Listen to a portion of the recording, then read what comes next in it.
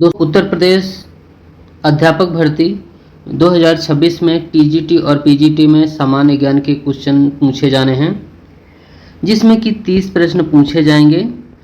इसी सिलेबस के अकॉर्डिंग हम लोग घटना चक्र के जितने भी क्वेश्चन हैं वो सारे क्वेश्चन कंप्लीट करेंगे। इस घटना चक्र बुक में जो जीआईसी एग्ज़ाम हुए हैं, चाहे एलटी ग्रेड टीजीटी के हो चाहे पीजीटी के, इसके साथ ही आश्रम पद्धति अध्यापक भर्ती के जो प्रीवियस पेपर हुए हैं वो सारे क्वेश्चन इसमें इंक्लूड किए गए हैं। इसके पहले हमने एक वीडियो ऑलरेडी कंप्लीट कर लिए हैं जो आधुनिक भारत के इतिहास से रिलेटेड है, और ये आधुनिक भारत के इतिहास से रिलेटेड दूसरा वीडियो है जो आपको प्रोवाइड किया जा रहा है, और एक सेपरेट प्लेलिस्ट बनी हुई है, और ये पहला वीडियो इसमें है और दूसरा भी इसी में इंक्लूड कर दिया जाएगा। साथ ही हम अध्यापक भर्ती के लिए टीजीटी और पीजीटी के लिए मॉडल पेपर भी कंप्लीट कर रहे हैं, उसकी सेपरेट प्लेलिस्ट बनी है। उसमें अभी तक 8 वीडियो प्रोवाइड किए गए हैं। 8 मॉडल पेपर बहुत ही महत्वपूर्ण है, और नेक्स्ट अभी 8 के बाद सारे क्रम से आपको प्रोवाइड करते रहेंगे। दोस्तों, अगर आपने वीडियो नहीं देखे हैं तो इन्हें ज़रूर देखें। और अब हम लोग ये दूसरा वीडियो आज कंप्लीट करेंगे बिना देरी किए हुए। तो इसमें जो पहला क्वेश्चन पूछा गया है, निम्नलिखित में से कौन अतिवादी नहीं था? अतिवादी का मतलब है गर्म दल से रिलेटेड नहीं था। तो सुरेंद्र नाथ बनर्जी ये नरम दल के नेता थे, जो कि लाला लाजपत राय, बिपिन चंद्र पाल और बाल गंगाधर तिलक ये गर्म दल के लीडर थे। क्वेश्चन है दूसरे में पूछा गया है, किसने कांग्रेस के विरुद्ध अनुनय विनय विरोध की राजनीति करने का दोष लगाया था? ये दोष लगाया था बाल गंगाधर तिलक जी ने। तो ए ऑप्शन इसका सही आंसर है। क्वेश्चन नंबर तीसरा है, तीसरे में दिया गया है, निम्न में से कौन मध्यम मार्गी नहीं था? तो इसमें बाल गंगाधर तिलक हैं जो मध्यम मार्गी नहीं थे। मध्यम मार्गी का मतलब इसमें और व्याख्या पढ़ लेते हैं तो क्लियर हो जाएगा। कांग्रेस के प्रारंभिक उदारवादी और मध्यम मार्गी नीतियों से नव राष्ट्रवादियों के रूप में प्रसिद्ध लाल बाल और पाल का मोह भंग हो गया। बाल गंगाधर तिलक इस नई विचारधारा के अग्रदूत थे। वे मध्यम मार्गी न होकर के उग्र नीतियों के समर्थक थे। चौथा नंबर क्वेश्चन दिया है, निम्नलिखित नेताओं में कौन एक स्वदेशी के समर्थक थे? तो स्वदेशी के समर्थक थे अरविंद घोष। 5वें नंबर में दिया है, बाल गंगाधर तिलक को सजा के लिए पश्चात निम्नलिखित में से किसने दया की वकालत की और क्या कहा था? तो संस्कृत के एक विद्वान के रूप में तिलक मेरी दिलचस्पी है, ऐसी बात की थी मैक्स मूलर ने। बी ऑप्शन राइट आंसर है। 6वां क्वेश्चन इसमें एसर्शन और रीजन से रिलेटेड दिया है। इस तरह क्वेश्चन जरूर आते हैं तो इन्हें ध्यान से सुनिएगा। तो इसमें पहले हम लोग पढ़ेंगे एसर्शन यानी कथन। बाल गंगाधर तिलक सांप्रदायिकतावादी थे। अब हम लोग पढ़ेंगे रीजन कारण। उन्होंने धर्म का राजनैतिक अस्त्र के रूप में प्रयोग किया है। तो नीचे दिए गए कूट का सही उत्तर चुनना है। तो इसमें जो इसका सही आंसर हो जाएगा डी ऑप्शन है। इसमें डी ऑप्शन में दिया गया है कि एसर्शन गलत है लेकिन रीजन सही है, तो इसमें डी ऑप्शन राइट आंसर है। 7वें नंबर क्वेश्चन में है, महात्मा गांधी के साथ निम्न मुसलमानों में से किसने बाल गंगाधर तिलक की अर्थी उठाई थी? तो है शौकत अली। ये ऑप्शन राइट आंसर है। और बाल गंगाधर तिलक की मृत्यु हुई थी 1 अगस्त 1920 को। उनकी अर्थी महात्मा गांधी के साथ मौलाना शौकत अली तथा डॉक्टर सैफुद्दीन कुचली ने उठाया। मौलाना हसरत मोहानी ने उस समय शोक गीत पढ़ा था। अब हम लोग कुछ क्वेश्चन हैं भारत से बाहर क्रांतिकारी गतिविधियां जो हुई थी उससे रिलेटेड क्वेश्चन कंप्लीट कर लेते हैं। निम्नलिखित में से कौन गदर दल से संबंधित नहीं था? तो लाला हरदयाल, बरकतुल्लाह, रामचंद्र ये सभी संबंधित थे। खुदीराम बोस हैं जो गदर पार्टी से रिलेटेड नहीं थे। 1913 में सोहन सिंह भाकना ने association of the Hindustan workers of Pacific coast नामक संस्था की स्थापना की। इस संस्था ने गदर नामक एक अखबार निकाला जिससे इस संस्था का नाम भी गदर पार्टी पड़ गया और गदर पार्टी के संस्थापक अध्यक्ष सरदार सोहन सिंह भाकना थे। क्वेश्चन है दूसरा नंबर, कौन कौन भारतीय क्रांति की मां कहलाती हैं? तो इसका सही आंसर है भी काजी रुस्तम कामा, डी ऑप्शन राइट आंसर है। क्वेश्चन नंबर तीसरा है, तीसरे में दिया गया है कामागाटा मारू क्या था? तो एक था जहाज था, सी ऑप्शन सही आंसर है। क्वेश्चन नंबर है चौथे में, निम्नलिखित घटनाओं पर विचार कीजिए तथा उनको कालक्रमानुसार व्यवस्थित करना है। तो सबसे पहले गदर पार्टी की स्थापना हुई थी, फिर बर्लिन में इंडियन इंडिपेंडेंस कमेटी की स्थापना हुई थी, फिर केंद्रीय असेंबली बम कांड हुआ, इसके बाद चटगांव शस्त्रागार हुआ। इनकी डेट सहित हम लोग देख लेते हैं। तो गदर पार्टी की स्थापना 21 अप्रैल 1913 को हुई थी, बर्लिन में इंडिपेंडेंस कमेटी की स्थापना 1914 में हुई और केंद्रीय असेंबली बम कांड 8 अप्रैल 1929 को, चटगांव शस्त्रागार छापा 8 अप्रैल 1930 को हुआ था। अब बंगाल विभाजन 1905 तथा स्वदेशी आंदोलन से रिलेटेड क्वेश्चन जितने भी है उसे भी कंप्लीट कर लेते हैं। टॉपिक वाइज दिया गया है कि किस टॉपिक से क्या क्वेश्चन पूछे गए थे। तो इसमें दिया है किस आंदोलन में वंदे मातरम भारतीय राष्ट्रीय आंदोलन का शीर्ष गीत बना था? तो स्वदेशी आंदोलन, ये ऑप्शन राइट आंसर है। क्वेश्चन नंबर दूसरा है, बंगाल को विभाजित करने में लॉर्ड कर्जन का वास्तविक उद्देश्य क्या था? तो ये बंगाल में राष्ट्रीयता से जुड़ी शक्तियों का निर्बलीकरण। तीसरा नंबर क्वेश्चन है, तीसरे में निम्नलिखित में से सबसे बाद में क्या हुआ था? तो बंगाल का विभाजन हुआ था। क्वेश्चन नंबर है, अब दिल्ली दरबार और राजधानी में परिवर्तन, राजधानी परिवर्तन ये टॉपिक है। इस टॉपिक से क्या क्या क्वेश्चन पूछे गए हैं? एक क्वेश्चन पूछा गया है आश्रम पद्धति जो अध्यापक भर्ती 2015 में हुआ था यूपीपीएससी जीआईसी के माध्यम से। इसमें क्वेश्चन पूछा गया है दिल्ली दरबार आयोजित हुआ था, तो ये हुआ था 1911 में दिल्ली दरबार आयोजित हुआ था। क्वेश्चन है दूसरे में है, निम्नलिखित में से कौन सा संगठन दिल्ली में वायसराय लॉर्ड हार्डिंग पर बम फेंकने के लिए उत्तरदायी था? ये अनुशीलन समिति, ये ऑप्शन राइट आंसर है। गांधी उनके प्रारंभिक आंदोलन से रिलेटेड जितने क्वेश्चन हैं इसे भी देखेंगे हम लोग। तो इसमें नारा दिया है, उसके निर्माता दिए हैं, तो आराम हराम है। जवाहरलाल नेहरू ने बोला दिल्ली चलो सुभाष चंद्र बोस जी का नारा है, करो या मारो महात्मा गांधी जी, स्वराज हमारा जन्मसिद्ध अधिकार है बाल गंगाधर तिलक जी से रिलेटेड है। इसमें भी कालक्रम के अनुसार एक क्वेश्चन दिया गया है, तो इस तरह से कालक्रम दिया है जिसमें कि गांधी का चंपारण सत्याग्रह 1917 में हुआ, जलियांवाला बाग हत्याकांड 13 अप्रैल 1919, असहयोग आंदोलन 1 अगस्त 1920 और सविनय अवज्ञा आंदोलन 6 अप्रैल 1930 को आरंभ हुआ। क्वेश्चन नंबर तीसरा है, तीसरे में दिया गया है महात्मा गांधी ने सत्याग्रह शस्त्र का उपयोग सर्वप्रथम कहाँ किया था? ये किया गया था दक्षिण अफ्रीका में। क्वेश्चन है चौथा, निम्नलिखित में से किसने गांधी जी को चंपारण में आमंत्रित किया था? तो ये राजकुमार शुक्ल के द्वारा गांधी जी को आमंत्रित किया गया था। पांचवें नंबर में दिया है खादी को स्वतंत्रता की वर्दी किसने कहा था? तो ये कहा था महात्मा गांधी ने। छठवां नंबर है, निम्न में किस आंदोलन से गांधी जी संबंधित नहीं थे? तो होम रूल आंदोलन से रिलेटेड गांधी जी नहीं थे, क्योंकि असहयोग आंदोलन, भारत छोड़ो आंदोलन और सविनय अवज्ञा आंदोलन से रिलेटेड थे।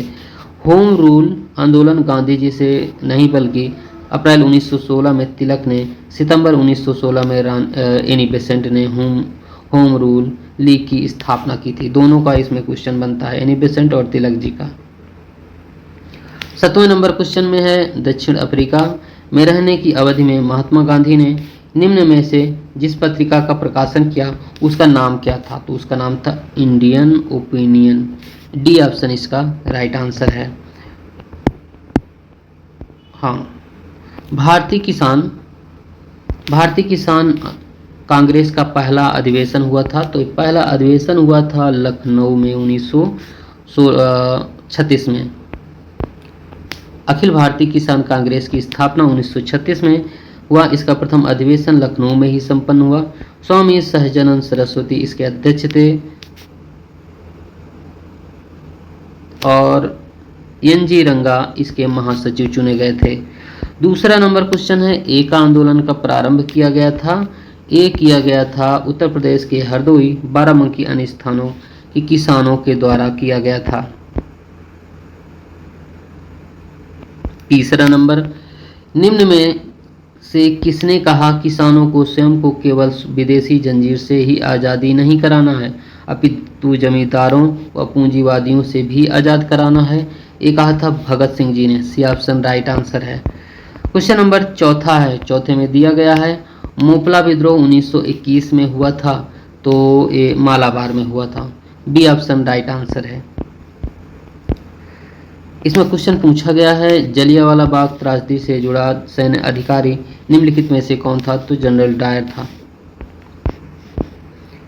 दूसरा नंबर क्वेश्चन पूछा गया है, रॉलेट एक्ट के विरोध में किसने लगान न देने का आंदोलन चलाने का सुझाव दिया था? तो स्वामी श्रद्धानंद ने दिया था। डी ऑप्शन राइट आंसर है। तीसरा नंबर क्वेश्चन है, काफी संख्या में लोग अमृतसर के जलियांवाला बाग में 13 अप्रैल 1919 को एकत्रित हुए थे गिरफ्तारी के विरोध में।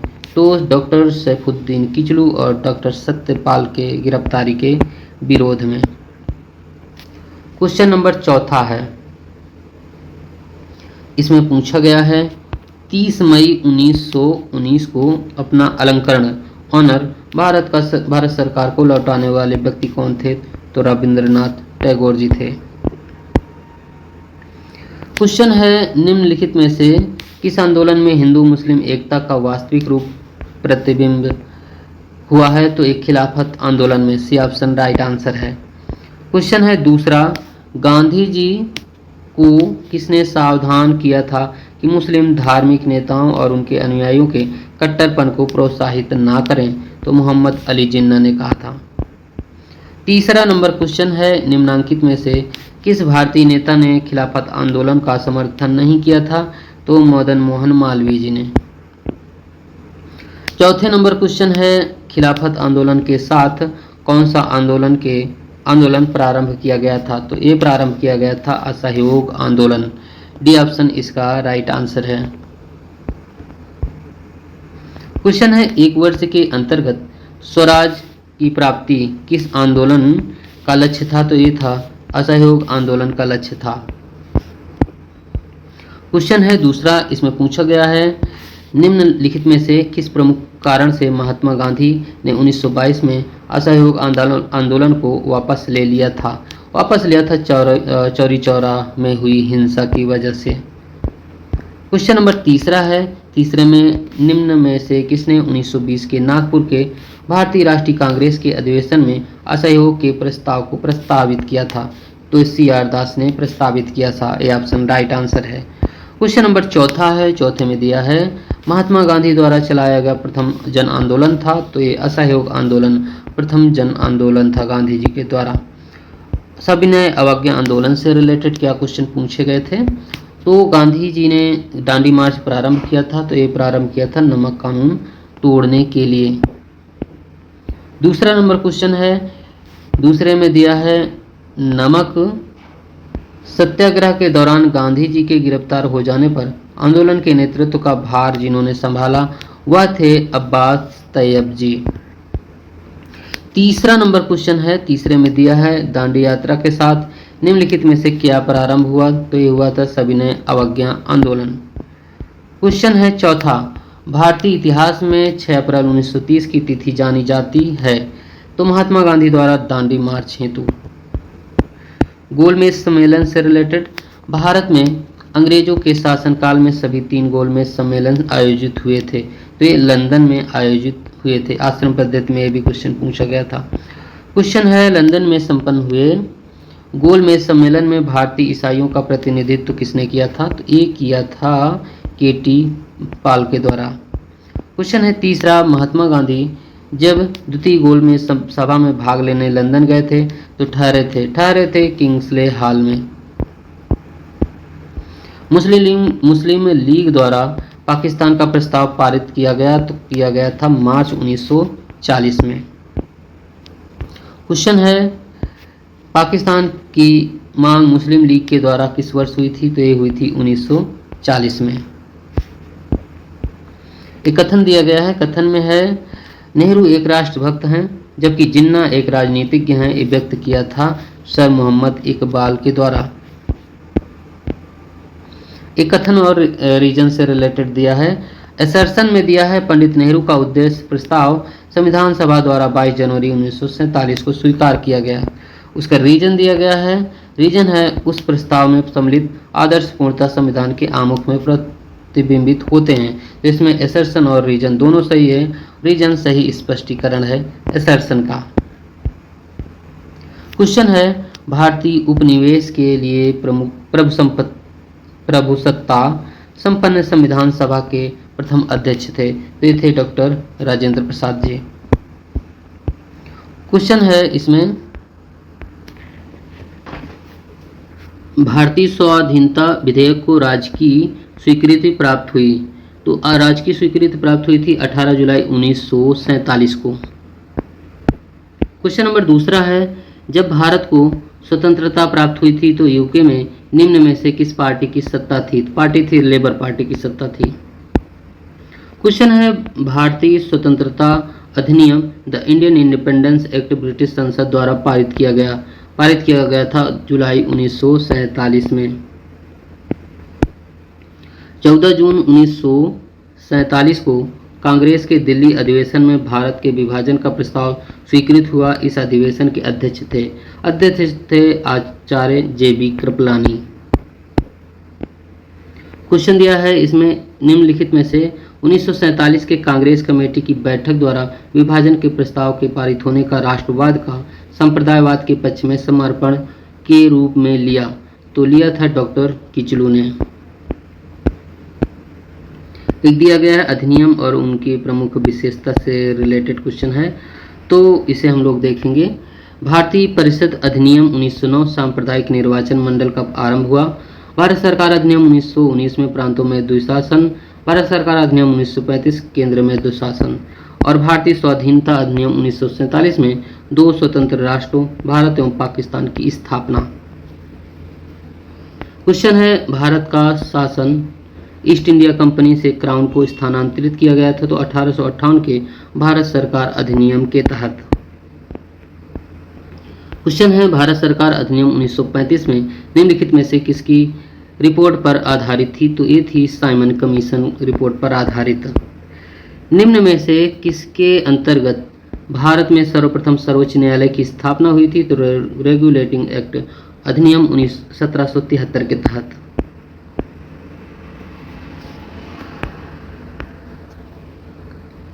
इसमें भारतीय राष्ट्रवाद ब्रिटिश राज का शिशु था, यह कथन किसका है? तो यह है आर कोपलैंड का। इसका भी ऑप्शन राइट आंसर है। क्वेश्चन नंबर दूसरा है, दूसरे में दिया है निम्नलिखित में से कौन एक सही सुमेलित नहीं है? तो इसमें कर्नाटक का द्वितीय युद्ध 1750-52 दिया है, सुमेलित नहीं है, जो कि कर्नाटक का प्रथम युद्ध 1746 से 48, तृतीय युद्ध 1758 से 63, पानीपत का तृतीय युद्ध 1761 में।